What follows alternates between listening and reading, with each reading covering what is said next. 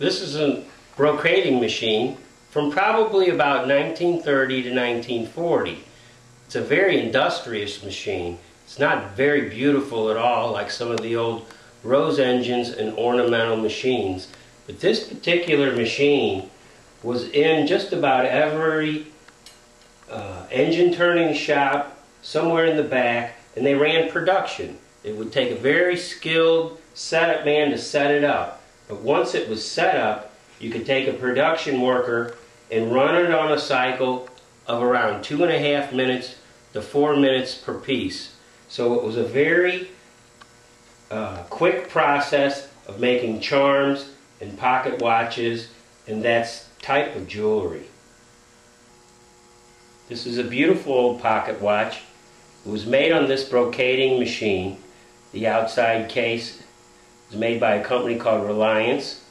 And if you'll notice here in the background, there's beautiful fine barley corns. This is an old brocading machine.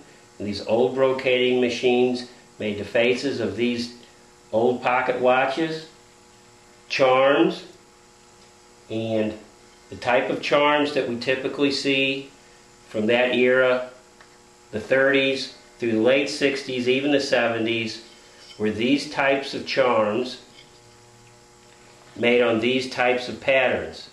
It's almost about a 10-to-1 ratio, and the machine is very sophisticated and would have took a very skilled setup man to make hundreds of these charms from this setup.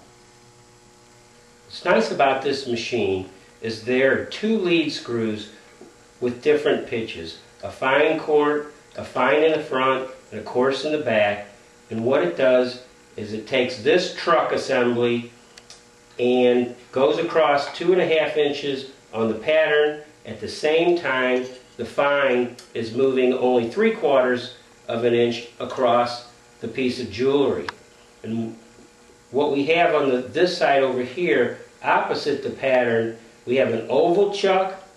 Mounted on the face of the oval chuck is a truing chuck to keep the part perpendicular to the ways, and on the front of that, a 2-jaw chuck to hold the part inside of these white aluminum false jaws. And then in the front, we have a small rubber and a cutter. And we're going to try it, we're going to turn it on, and we're going to watch it.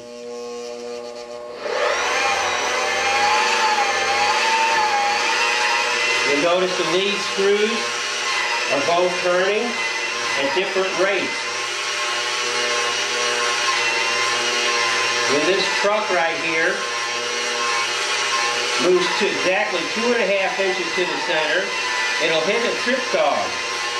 The trip dog will shut the main power off, and the production worker can use this handle to put it back in gear, crank it back, engage it, and turn the power on again after he's loaded a new part.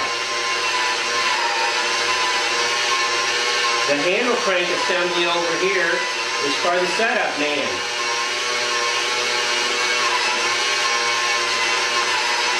These patterns are made out of phenolic, and a lot of the parts that I found for these machines are brass.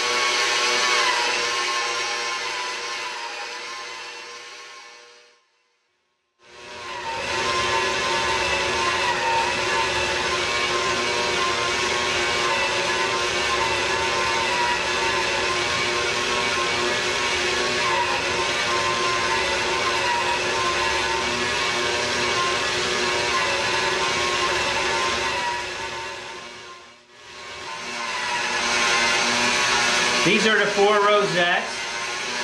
This one for plain background, this for 96, this for 48, this for 180. Little finger right here is reading the background patterns, and the little bumps go down this shaft, under and up into the cutter.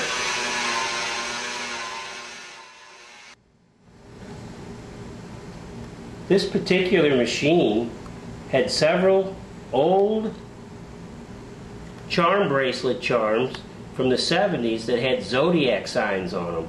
So the last hurrah for this machine was probably 19 1970 to 1980. And after 80, these machines were mostly put in the back and down the road sent to the scrapyard.